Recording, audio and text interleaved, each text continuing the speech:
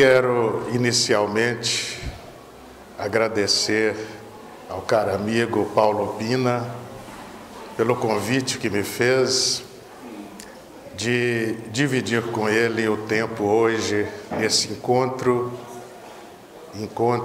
aconchegante, um encontro espírita que marca sensivelmente a região, como mais uma ação do CRE, que vem contribuir cada vez mais para a nossa ampliação do movimento espírita.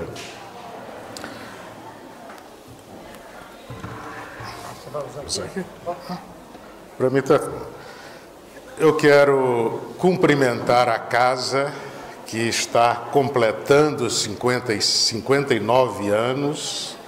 59 anos no movimento espírita são bastante representativos, porque nós sabemos que o movimento espírita vive do estudo e do trabalho. Trabalho e estudo se conjugam o tempo todo nas casas espíritas. Não vivemos nas casas espíritas só do estudo, porque seria uma atitude contemplativa, mas também não deixamos o estudo, porque senão a ignorância toma conta de nós. Mas o trabalho é a parte essencial que fundamenta, que alicerça o estudo, porque estudo sem trabalho é inação. E isso não traz nenhuma repercussão no processo evolutivo. Portanto, quando entramos numa casa como essa, já sentimos toda a atmosfera natural de trabalho, mas também de estudo. O estudo que eu quero desenvolver com vocês agora tem esse título: Mundos habitados no Sistema Solar. O Sistema Solar é exatamente o espaço onde se encontra o planeta Terra. E esse espaço conta também com outros planetas além da Terra. E o que nós queremos é falar dos mundos habitados nesse espaço, nesse Sistema Solar. E eu quero começar com esta citação de João, capítulo 14, versículo 2. Uma citação que todos aqui conhecem. É uma das citações mais destacadas no Evangelho. E esta citação de Jesus guarda relação direta com o item 9 daquela lista de princípios básicos do Espiritismo, que esta casa coloca aqui de forma destacada para todos nós. Isso aqui, esses 15 princípios, constituem a base da doutrina. Eu quero falar agora do princípio 9, pluralidade dos mundos habitados. Um tema que Allan Kardec, na codificação espírita, trabalhou muito bem. Então vejam, meus irmãos, João transmitindo as palavras diretas do Cristo. Jesus dizendo: na casa de meu Pai há muitas moradas. Não fosse assim, e eu vou-lhe teria dito: vou preparar-vos lugar. Estas palavras foram ditas há 2000 anos atrás, numa época em que não existia viagem espacial, numa época que não existia foguetes, numa época que não existia nem internet. Há 2000 anos atrás, Jesus falava que na casa de meu Pai há muitas moradas. E eu poderia aproveitar o ensejo para perguntar a vocês: qual é a casa do Pai? Jesus diz: na casa de meu Pai há muitas moradas. E nós poderíamos... Quem respondeu? Ali, nem titubeou, já direto nos deu a resposta. Qual é a casa do Pai? E o nosso irmão respondeu taxativamente: o universo. O universo é a casa do Pai. Vejam vocês, Jesus falando do universo por metáfora, uma linguagem figurada, compatível com a época de 2000 anos atrás. E ele fala, portanto, que o universo é a casa do Pai. Mas ele diz que na casa há muitas moradas. Ou seja, no universo existem muitas moradas. E eu pergunto para vocês: o que são essas moradas? Dentro da casa do Pai, isto é, dentro do universo. O que são essas moradas? Diferentes mundos. Exatamente. Mundos. E quando nós falamos mundos, nós também podemos nos referir a planetas. Há mundos físicos e mundos espirituais. Então, quando pensamos em mundos, também podemos nos referir a planetas. É sobre planetas que eu quero agora tratar com vocês. Aqui está a casa do Pai, como nosso irmão já antecipou. Passa para nós. Na casa do Pai, eu quero fazer aqui um parêntese para entrar nesse assunto rapidamente. Estamos entendendo que a casa do Pai é o universo. Os nossos cientistas descobriram recentemente que no universo a matéria não é única, não é de uma forma só. Isso é descoberta científica, não veio da revelação espírita. E essa descoberta científica é do século XX. Mas todos nós aqui sabemos que no século anterior, século XIX, os espíritos já falavam disso com Allan Kardec. Mas a nossa ciência só pôde observar este fato no século XX. Eu estou falando exatamente de matéria escura e também energia escura. Ora, mas o que é matéria escura? O que é a energia escura? Nós que somos espíritas estamos habituados a falar da matéria física e da matéria espiritual. Porque quando lemos as obras de André Luiz, nós perfeitamente entendemos que ele parte a sua narrativa lá do mundo espiritual.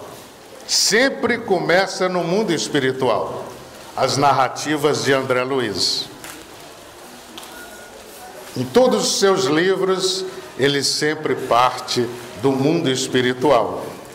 O mundo espiritual, segundo André Luiz, tem uma constituição muito parecida com a da Terra.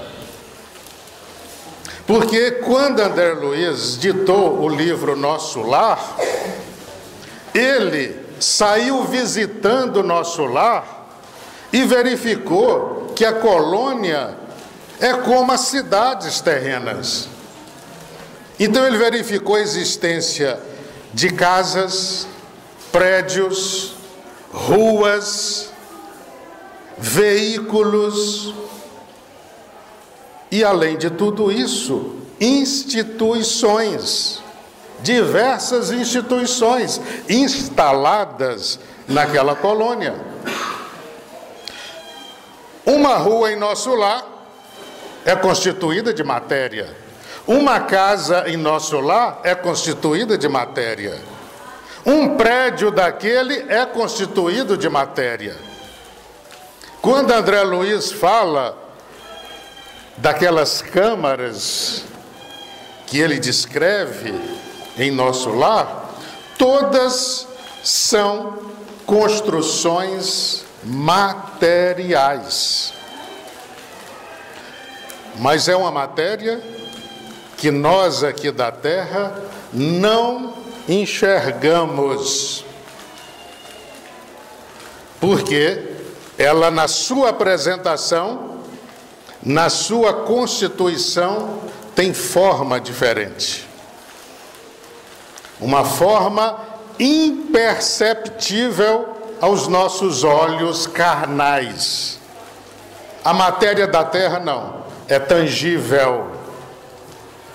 Ela ocupa o espaço que é nosso aqui. Portanto, ela tem densidade, ela tem peso. A matéria que André Luiz descreve nas construções do mundo espiritual apresenta forma diferente.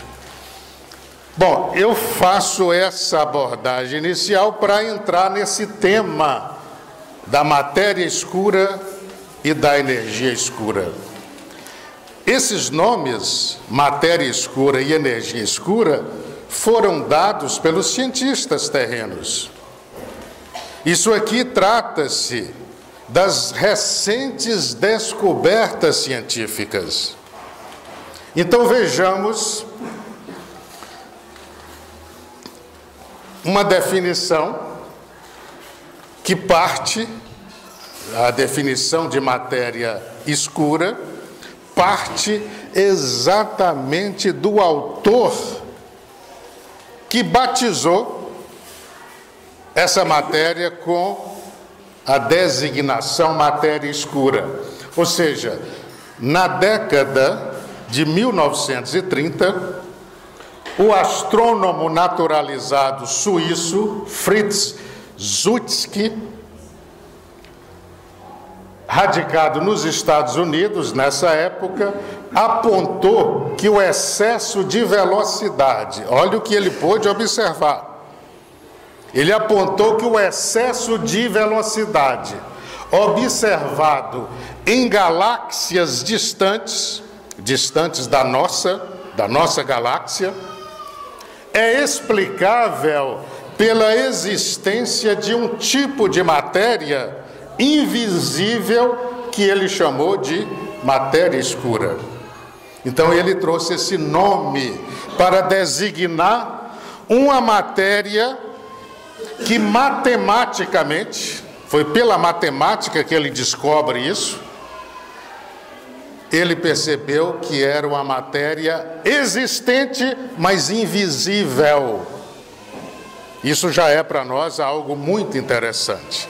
Ela existe, porque ele prova matematicamente, mas ela é invisível. Por gentileza.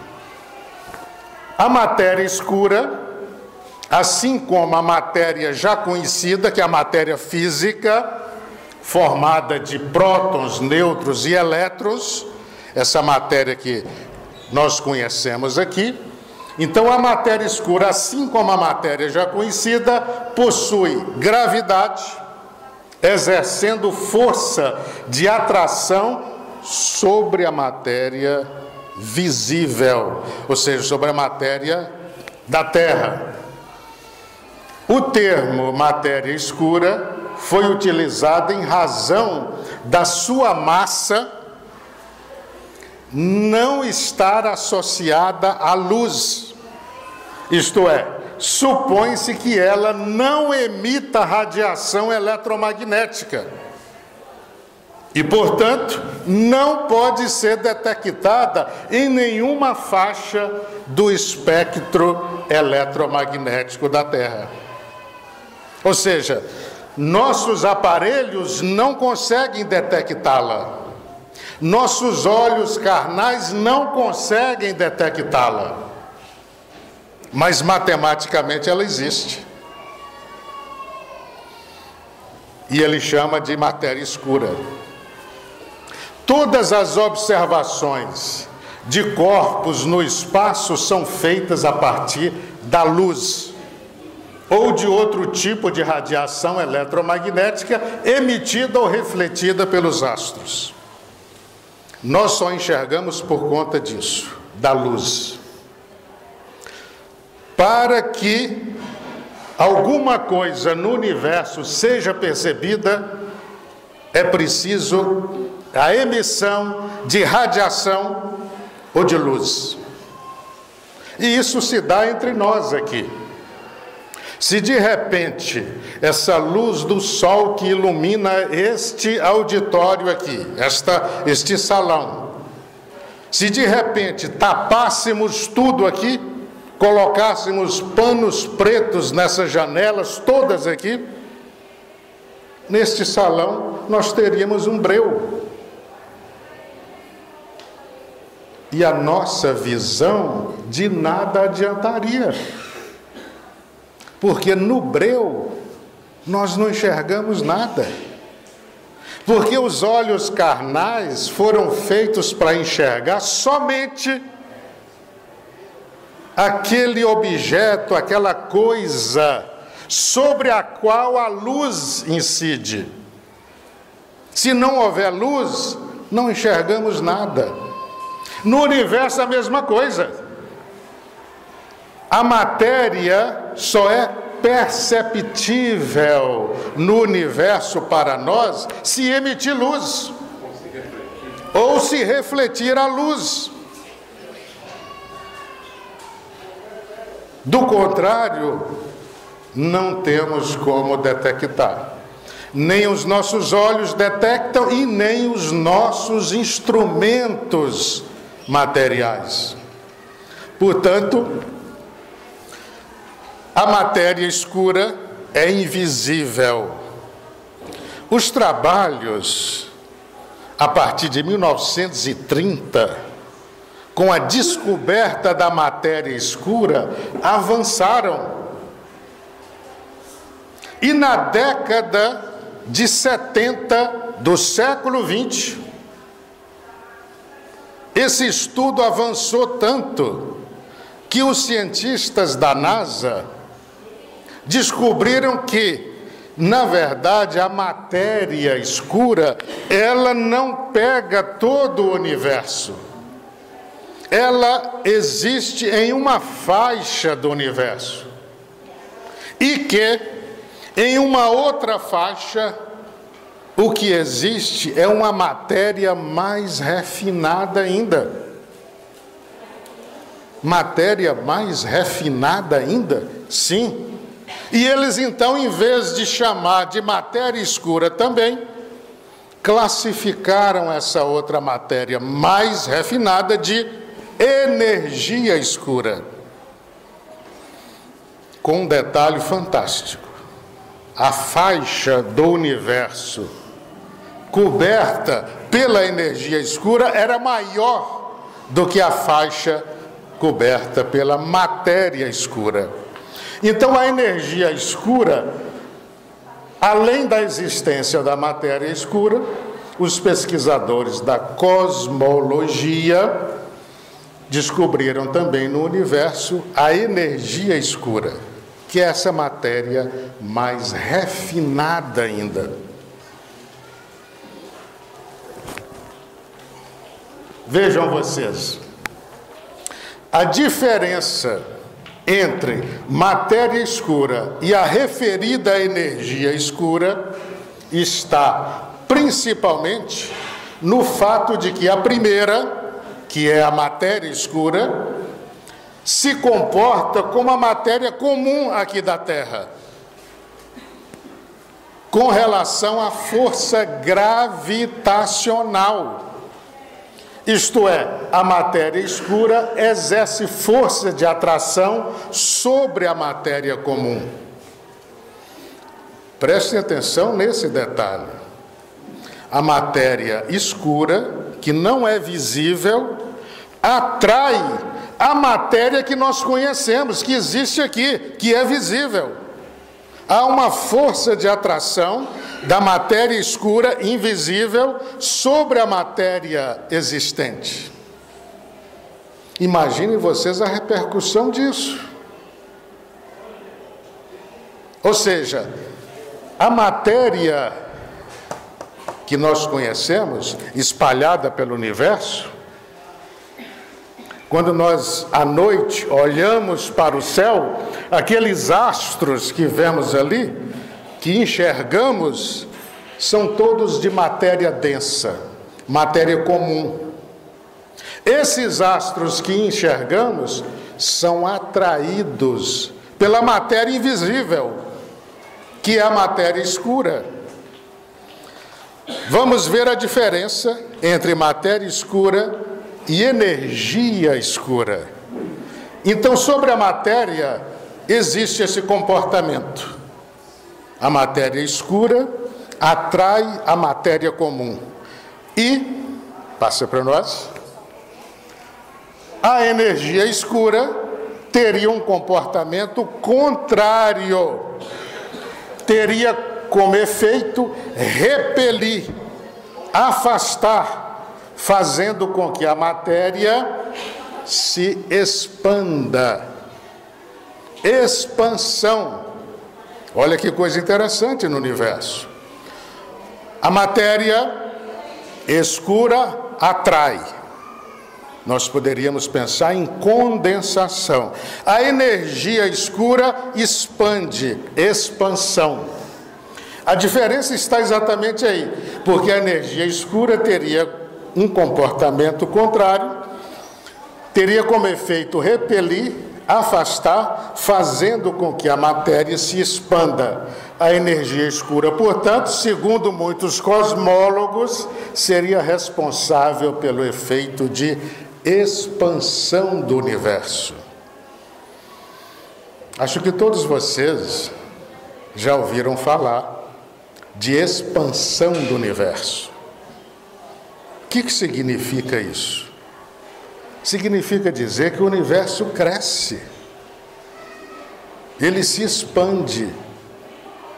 Isso foi comprovado em 1929 pelo grande astrônomo americano Edwin Hubble, que depois o nome dele serviu para batizar o grande satélite artificial.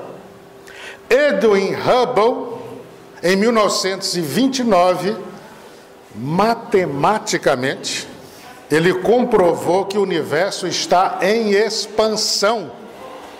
E ele, na matemática, comprova isso, porque ele verifica que as galáxias mais distantes da nossa mudam de lugar. E isso para ele é uma expansão do universo. É como se o universo estivesse crescendo. Pensem bem nisso. Porque com Allan Kardec, no século XIX, os espíritos já haviam falado que o universo é infinito e não tem fim. E os nossos cientistas comprovando que o universo está em expansão. Essa expansão só é possível porque o universo é infinito, como disseram os espíritos a Allan Kardec no século XIX. E que os nossos cientistas no século XX estão comprovando. É a ciência caminhando com a revelação. Isso é muito importante. Atualmente, prestem atenção, meus irmãos, nesses dados aqui. Atualmente, estima-se que a matéria comum, que é essa que nós conhecemos, é a matéria comum, já conhecida, constitui apenas 4% do universo. 4%. O que significa isso? À noite, principalmente quando a gente está na fazenda, que não tem muita luminosidade, à noite, quando nós olhamos para o céu, o que nós enxergamos lá em cima? Luzes dos astros. Os astros que estão emitindo luz ou que estão transmitindo luz, repassando luz. Matéria visível, detectável por nossos instrumentos. Então, quando nós olhamos para o céu e podemos olhar e dar uma virada assim, ó, de 360 graus, nós enxergamos tanta coisa que não é possível contar.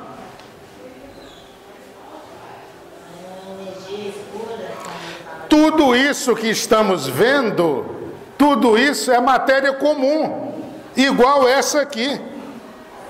Mas tudo isso que enxergamos constitui apenas 4% do universo. 4%. Isso que a gente vê e que não dá conta de contabilizar, constitui apenas 4% do universo. E os outros 96%?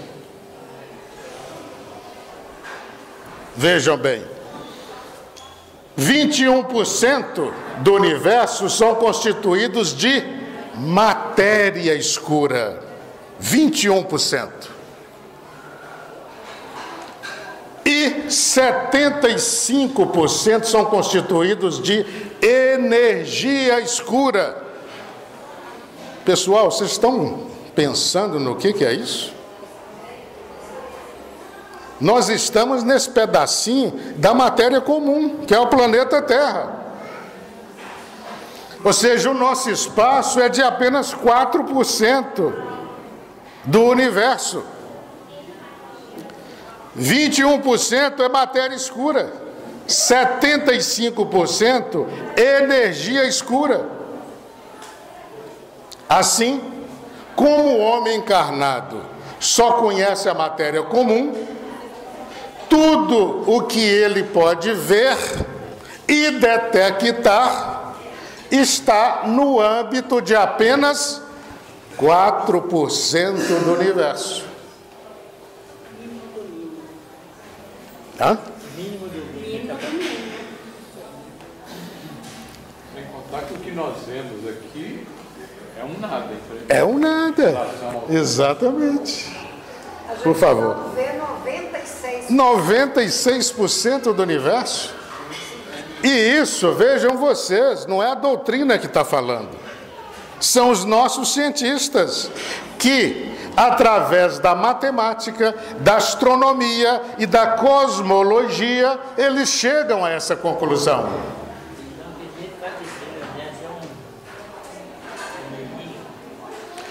Então, aí é um universo sem fim.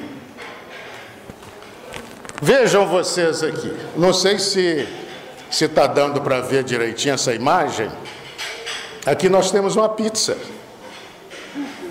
que mostra ali, ó, o universo, 75% energia escura, 21% matéria escura, e 4%, que é essa faixazinha alaranjada ali, a matéria comum, que nós conhecemos. Essa matéria que forma esses astros que enxergamos à noite. Por favor. Agora, eu quero apresentar uma pergunta para vocês.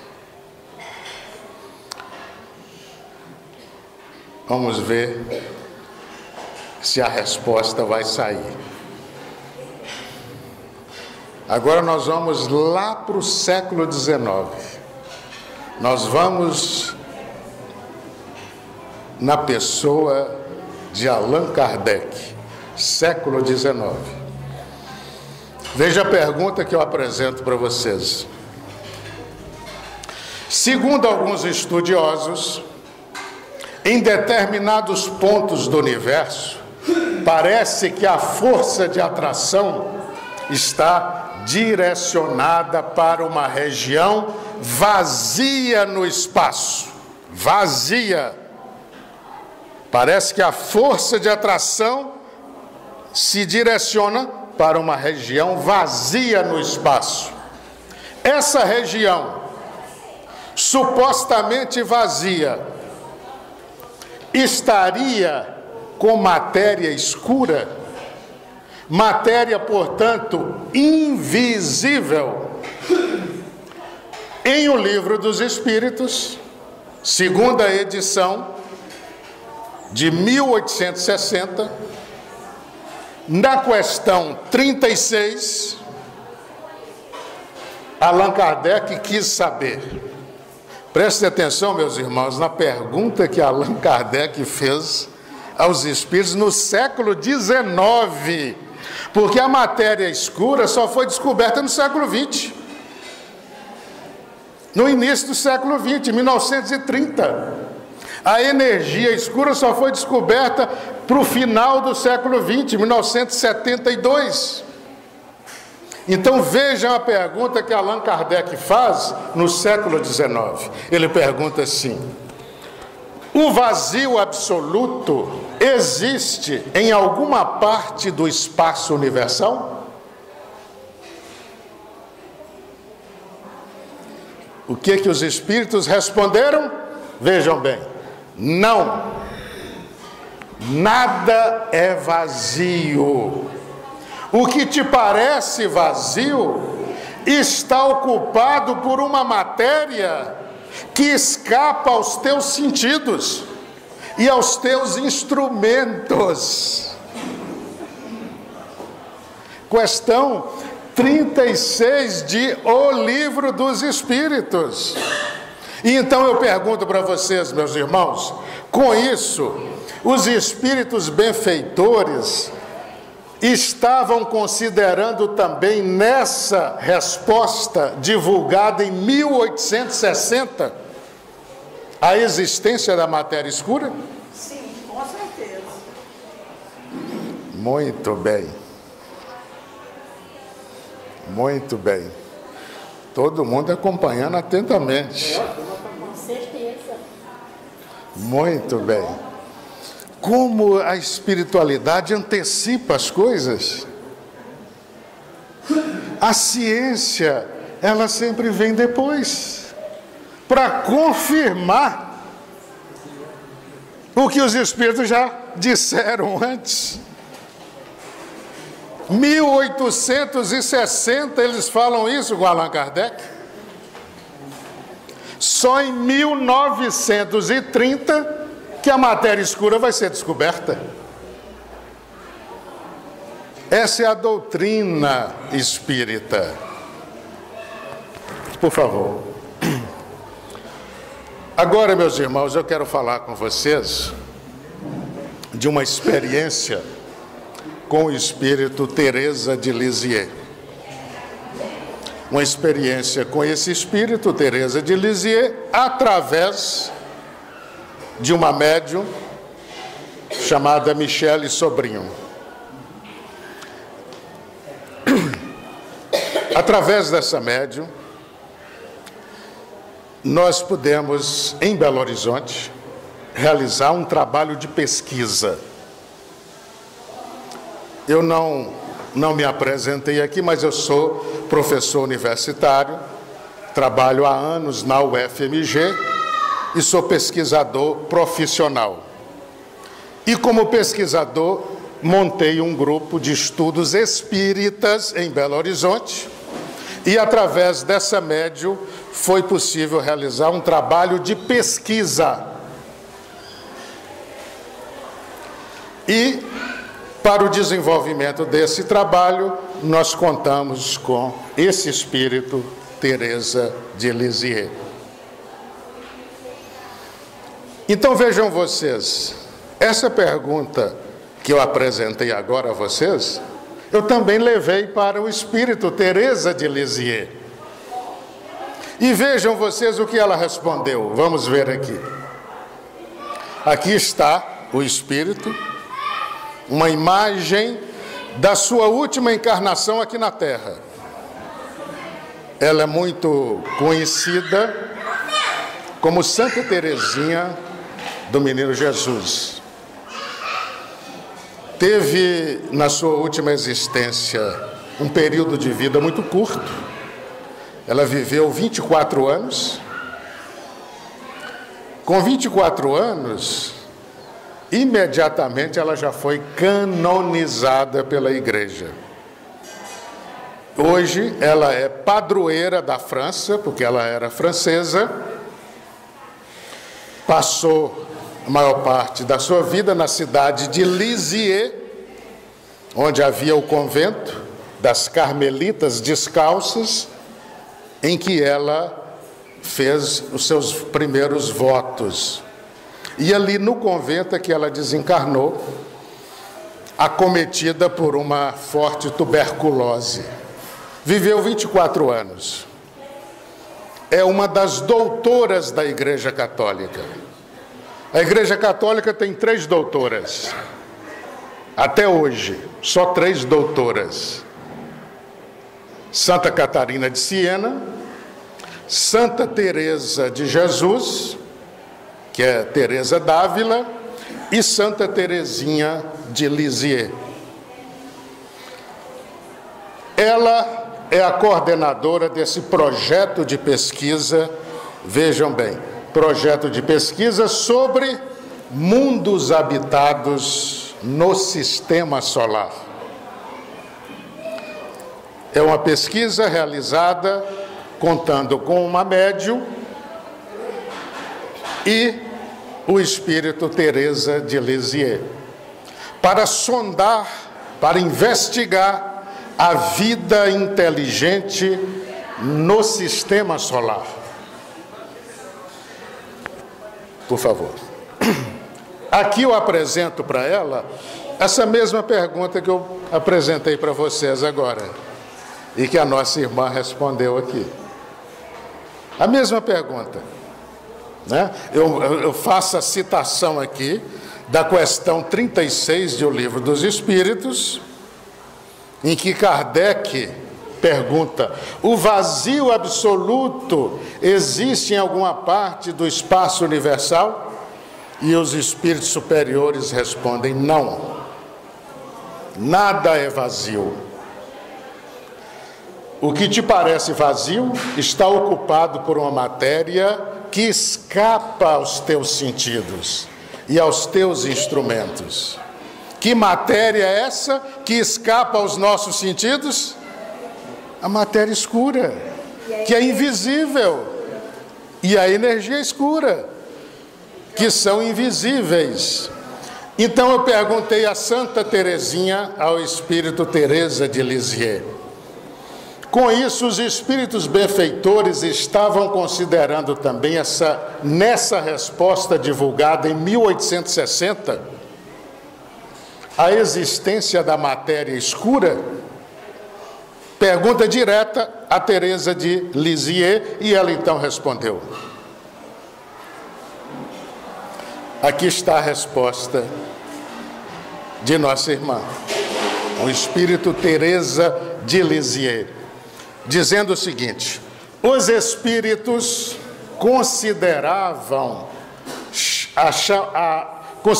a matéria chamada escura termo, olha o que ela diz, termo demasiado simples para expressar a complexidade das estruturas que compõem tal matéria.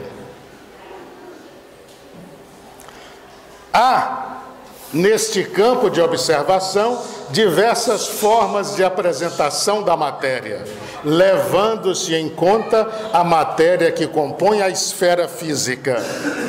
Devido à condição dos homens,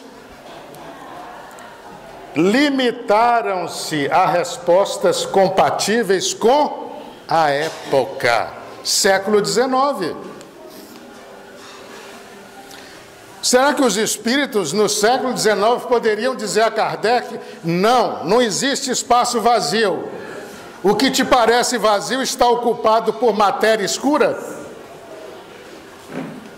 Eles poderiam ter dito que esse espaço vazio está ocupado por matéria escura? Claro que não. Porque o termo matéria escura não existia ainda, só vai existir em 1930.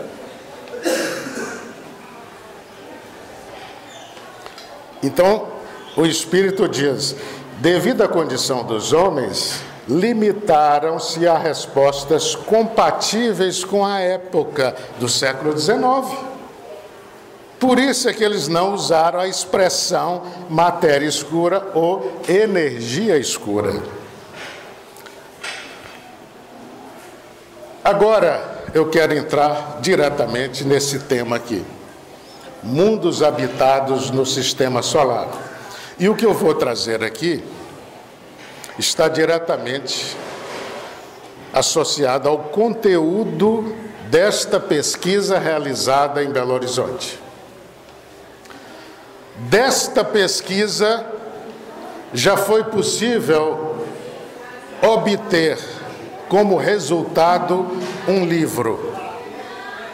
O livro que traz esse mesmo título: Mundos Habitados no Sistema Solar. E aí eu peço para passar. Vejam aqui.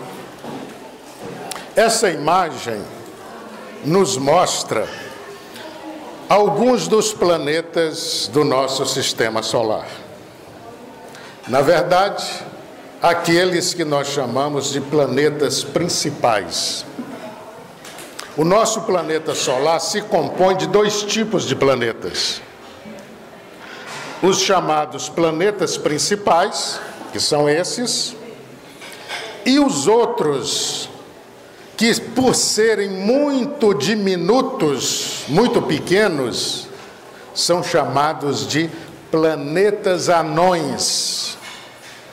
Os planetas principais, aqui nós temos o Sol.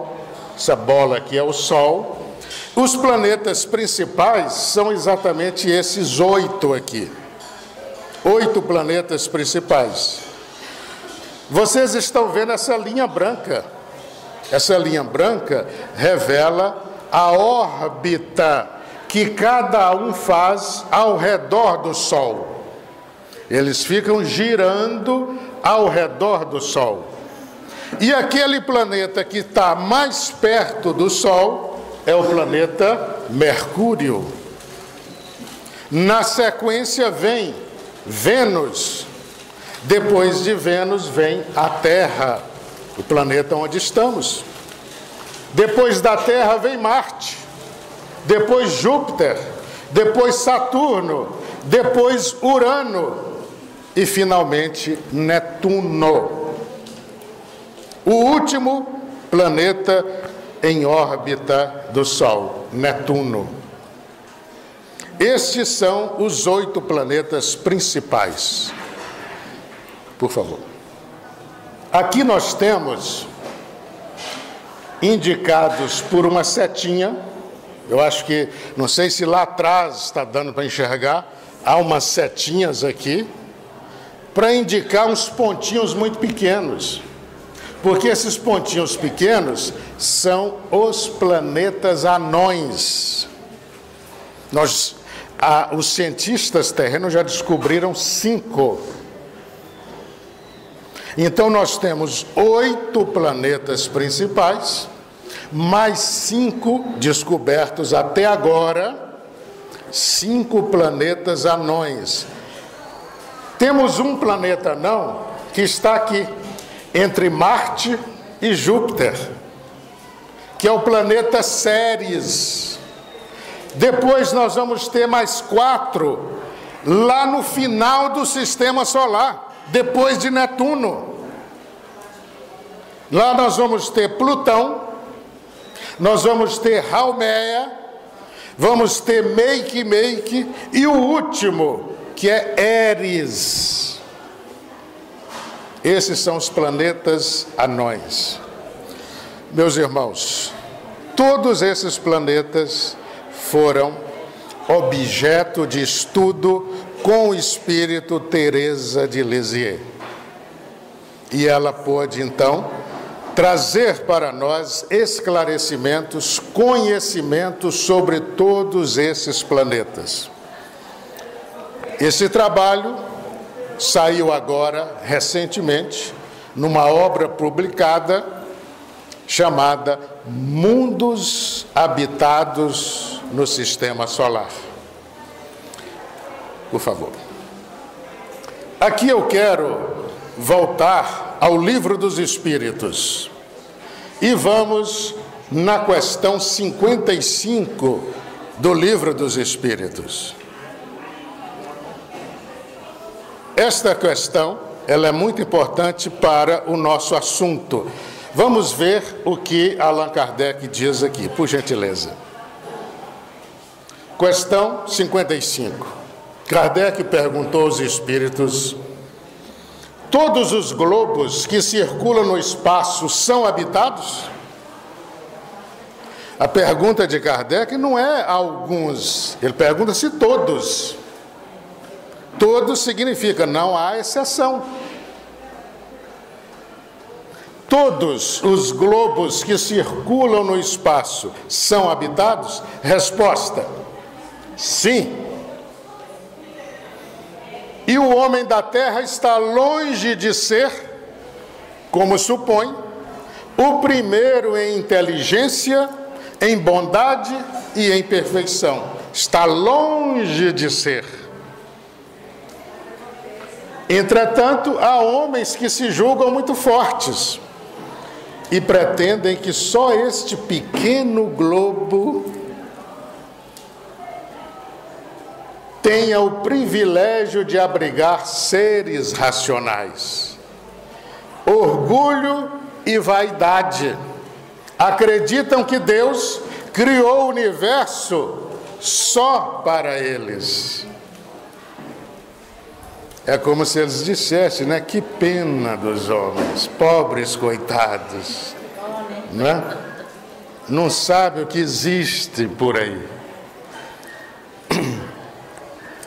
Então eu quero rapidamente aqui no tempo que nos resta mostrar para vocês, num flash, bem rapidamente, alguns detalhes de um ou outro planeta do nosso sistema solar. Vamos ver aqui. Primeiro, o planeta Marte. Planeta também chamado de planeta vermelho. Ele tem uma imagem, né? Aqui não está bem realçada, mas uma imagem em que o vermelho se sobressai. Isso é explicado pela estrutura física de Marte. Sua composição é de silício e ferro e dá essa coloração avermelhada. Então vamos ver um pouco de Marte. Pergunta feita ao espírito Teresa de Lisieux: seria possível fazer-nos uma breve dissertação sobre o planeta Marte? E ela então responde. Aqui está o que ela vai responder. Eu gostaria, inclusive, de contar com a colaboração de alguém para fazer essa leitura para nós. Alguém se candidata? Isso, lê para nós esse trecho aqui.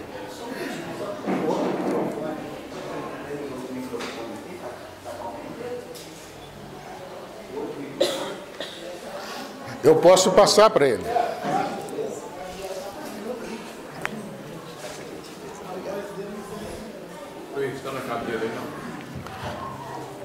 Gostaria de um pouco d'água também.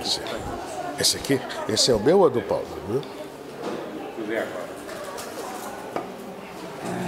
Por gentileza.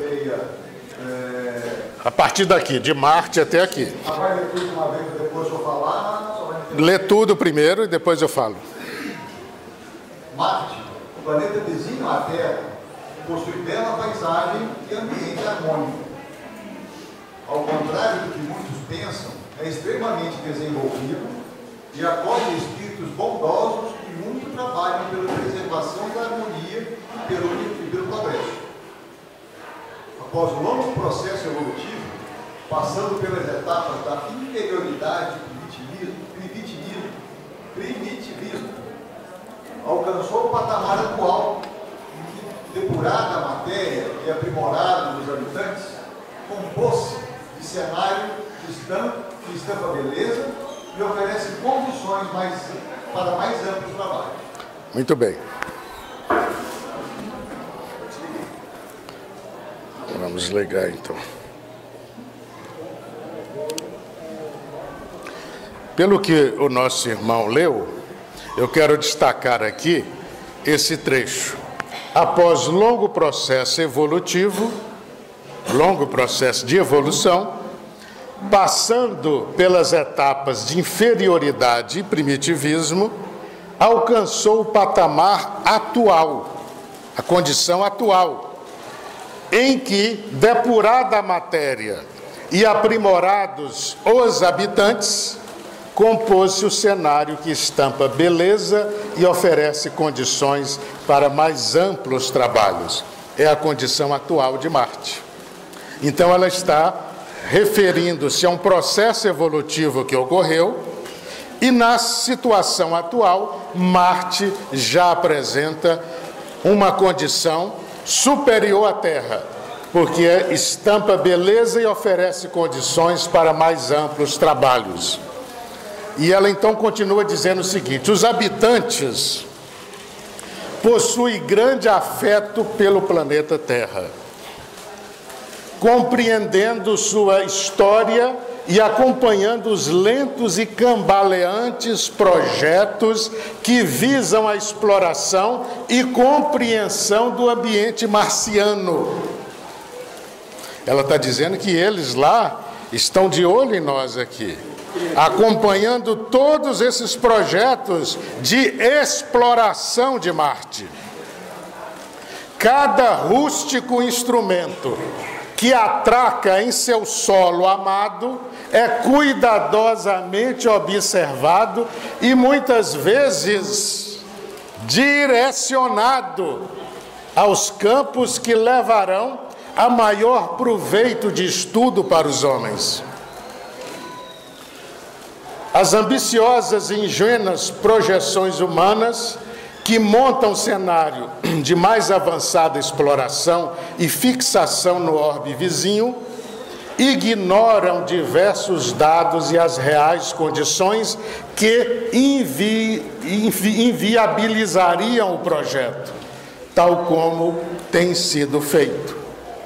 Há ainda grande distância física e espiritual entre os dois orbes, Terra e Marte.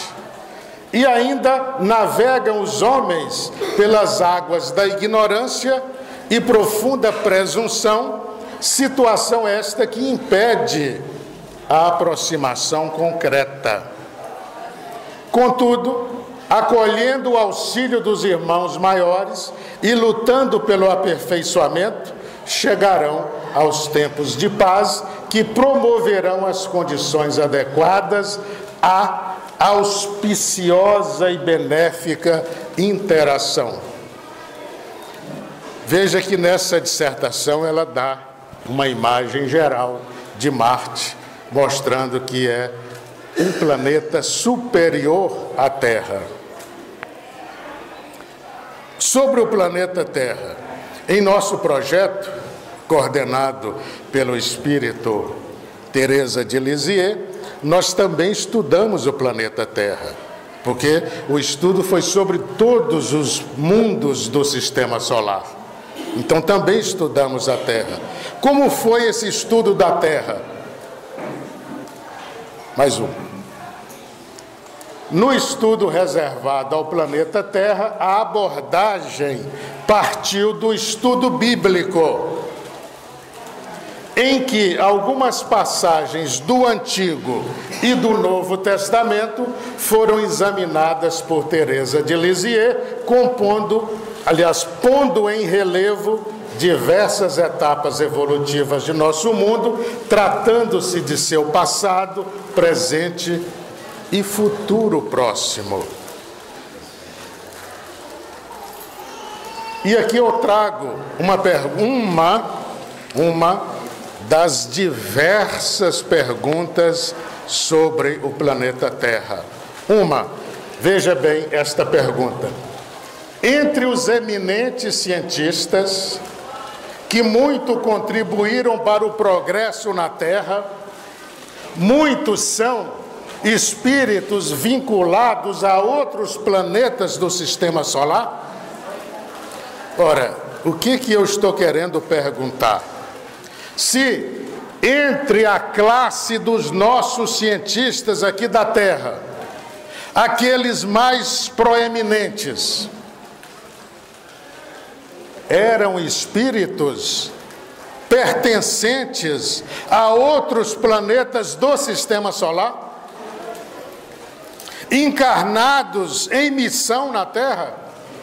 Essa é a pergunta. E ela responde da seguinte maneira: o orbe terrestre, ainda repleto por tanta inferioridade e abrigando espíritos arraigados ao mal, não oferece ambiente adequado ao desenvolvimento natural e aperfeiçoamento dos conhecimentos mais complexos acerca das ciências naturais. A fim de impulsionar esse campo de atuação da ciência, promoveu o Senhor, olha Jesus entrando em ação, o governador espiritual da terra, promoveu o Senhor o auxílio de espíritos amigos de outros orbes, que buscaram despertar nos homens o desejo pelo conhecimento, estimulando o progresso intelectual. Analisando toda a história terrena, é possível ver as marcas deixadas pela passagem desses irmãos. Olha que coisa interessante. Se não fosse a ciência, quem mais se aproximou disso aí seria o Chico Xavier, que já falava dos outros mundos. Sim, sim, exatamente.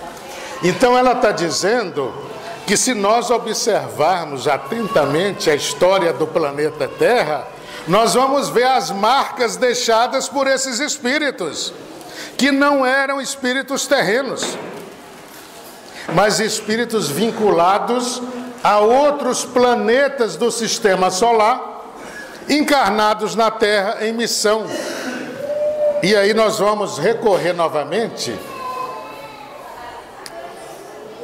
Aqui quero destacar, não vou avançar muito no conteúdo do livro. O livro, inclusive, está em exposição aqui, de onde eu retirei tudo isso. E eu quero mostrar rapidamente a situação de Saturno, por gentileza. Espíritos de Saturno encarnados na Terra. Esse espírito, Teresa de Lisieux, identificou para nós, na pesquisa, alguns espíritos que são de Saturno, mas que encarnaram na Terra em missões na ciência terrena, favorecendo o progresso espiritual aqui. Vejamos aqui, por gentileza.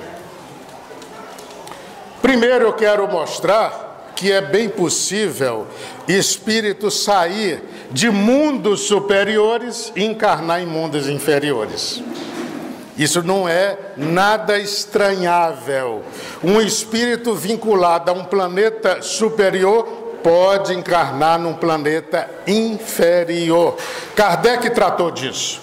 Livro dos Espíritos, questão 178. Kardec perguntou: os espíritos podem renascer corporalmente? num mundo relativamente inferior àquele em que já viveram? Resposta: sim, quando tem uma missão a cumprir para auxiliar o progresso. É o caso desses irmãos.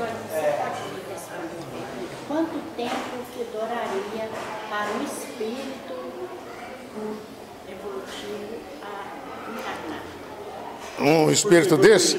Isso está no livro e não vai dar tempo de entrar aqui no desenvolvimento por causa daquele relógio ali. E aí eu peço desculpa à nossa irmã para... Porque cada pessoa fala um tempo. Mas isso está esclarecido nesse livro, nesse projeto aqui.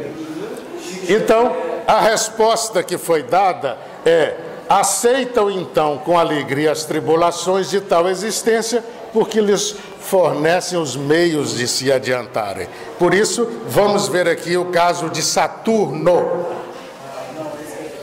Alguns dos espíritos de Saturno encarnados na Terra. Eu só estou trazendo alguns aqui, os mais conhecidos, e vocês poderão, na leitura do livro, verem outros mais, por gentileza.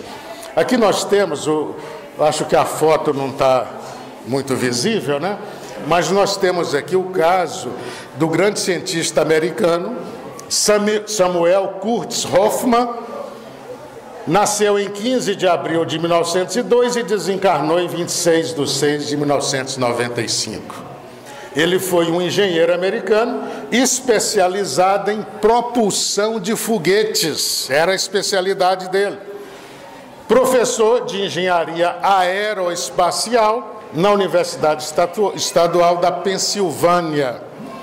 Um espírito de Saturno que veio contribuir com o avanço astronômico da Terra. Aqui nós temos um casal muito conhecido, o casal Curie. Nós temos Pierre Curie e Marie Curie. Eles foram responsáveis por tudo que sabemos hoje sobre radioatividade. Se hoje a gente vai fazer um raio-x, graças a esse casal aí.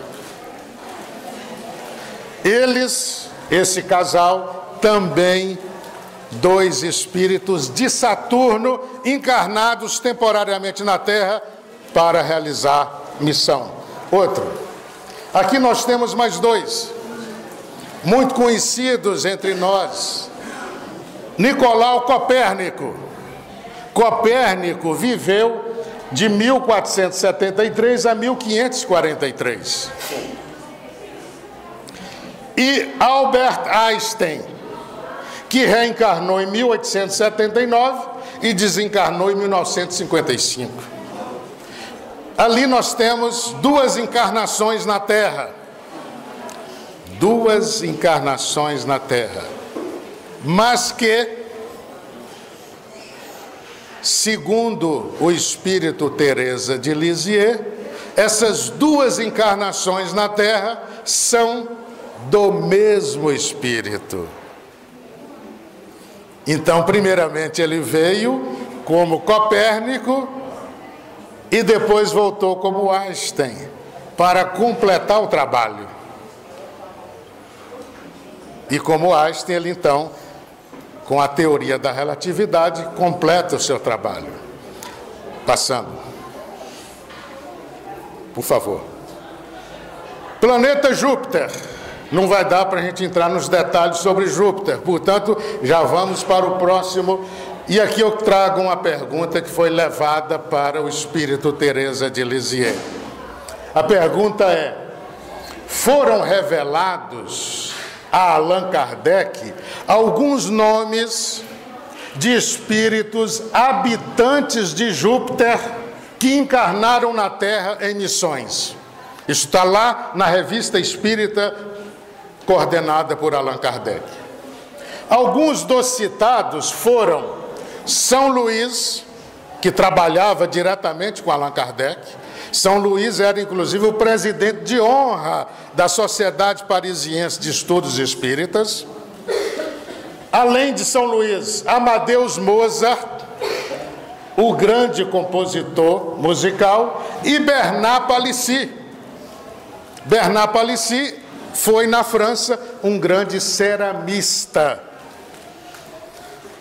É possível saber de outros nomes que animaram personalidades muito conhecidas na Terra?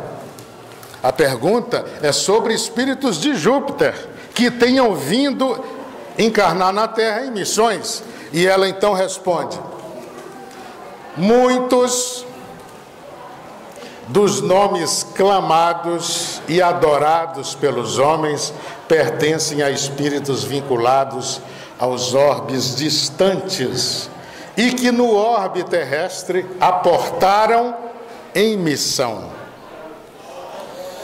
O grande querido Curadares é um desses espíritos e, com a sua profunda amorosidade e compaixão, buscou o obscuro e inferior planeta a fim de auxiliar e encorajar os homens a trilhar o caminho do bem e confiar em Cristo.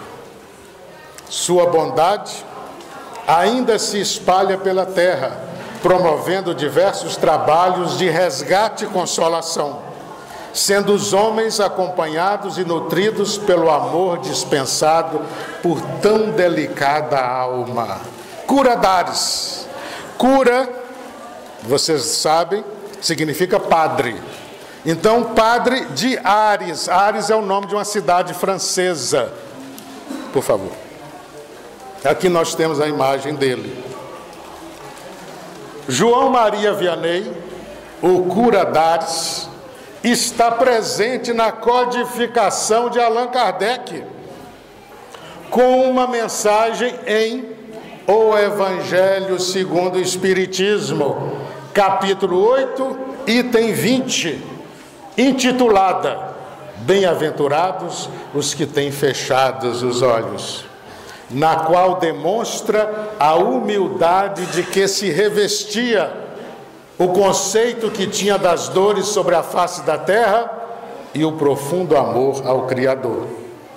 Então, Curadares também um espírito de Júpiter, assim como São Luís, assim como Amadeus Mozart e como Bernard Palissy. Planeta Netuno, o último planeta para a gente ir para o encerramento. Vamos ver aqui esta pergunta apresentada ao espírito Teresa de Lisieux sobre Netuno. Em Netuno, há predominância do bem sobre o mal? Ou este praticamente não existe no planeta? Este aqui é o mal. Ou o mal praticamente não existe no planeta? Como é que é a realidade lá? E aqui a resposta. Olha a resposta. Há muito, o mal não existe no planeta. Em Netuno, há muito, o mal não existe lá. Os habitantes já ultrapassaram as fases de ignorância e práticas levianas. Vivem, portanto, em ambiente equilibrado e harmônico que muito se assemelha ao descrito no orbe de Júpiter.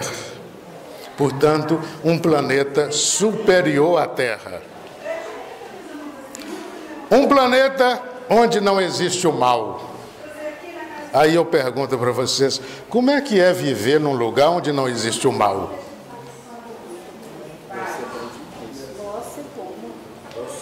Como é que deve ser isso? Viver num lugar onde não existe o mal.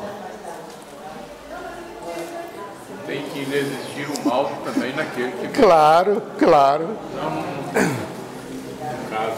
Um livro que aborda a vida superior nos mundos habitados no sistema solar. É o livro que traz esse projeto, diretamente relacionado com o espírito Teresa de Lisieux.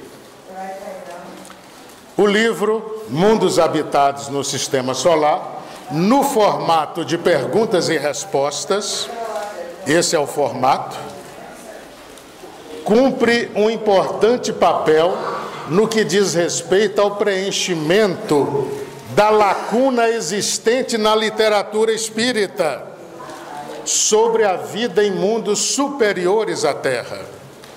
Trata-se de relatos do Espírito Santa Teresinha de Lisieux sobre todos os planetas do Sistema Solar. Eu quero dizer para vocês o seguinte: na literatura espírita, nós encontramos muitos livros, muitas obras, muitos artigos sobre mundos medianos do mundo espiritual e sobre mundos inferiores.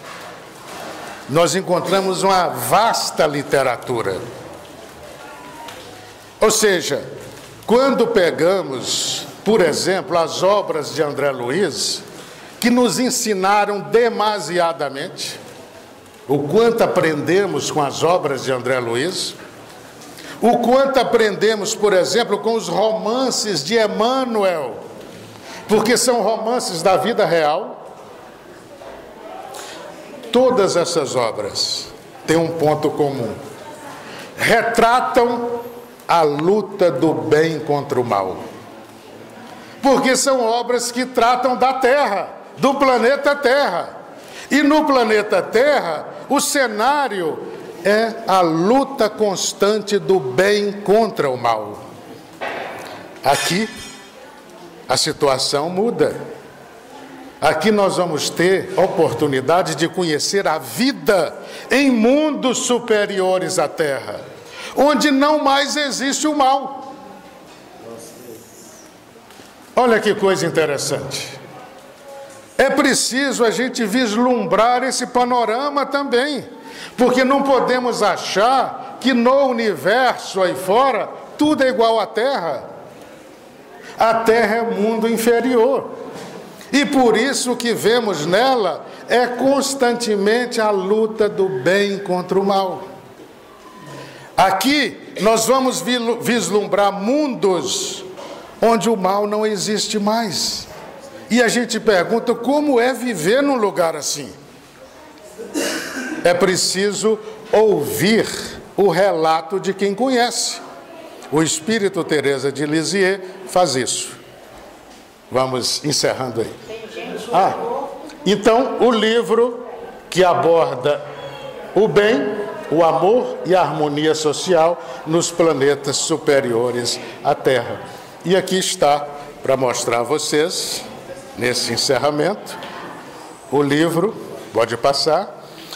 Mais uma vez agradeço a atenção de todos vocês, mais uma vez agradeço ao amigo Paulo Pina por ter me convidado, agradeço o acolhimento que tivemos aqui, nesta casa que completa 59 anos, e quero, nesse encerramento, fechar com um fato que nós, na viagem de Belo Horizonte para Bambuí, tivemos. Vejam vocês a ação dos espíritos, a ação da espiritualidade superior. Quando chegamos no caminho, fazendo esse percurso de Belo Horizonte para Bambuí, quando chegamos no segundo pedágio, tinha um carro à nossa frente. Esperei o carro passar. Quando chegou a minha vez de pagar, a moça do caixa disse: não, você não vai precisar pagar, porque o carro da frente pagou para o senhor. Olha que coisa. Aí eu fui seguindo esse carro. Fui seguindo esse carro, e esse carro me levou aonde? Aqui na porta. E o motorista desse carro está aqui no salão. O nosso querido Marcos, né? A quem eu aproveito para agradecer imensamente pelo gesto, porque gentileza atrai gentileza. Muito obrigado pelo pagamento. E muito obrigado a todos vocês.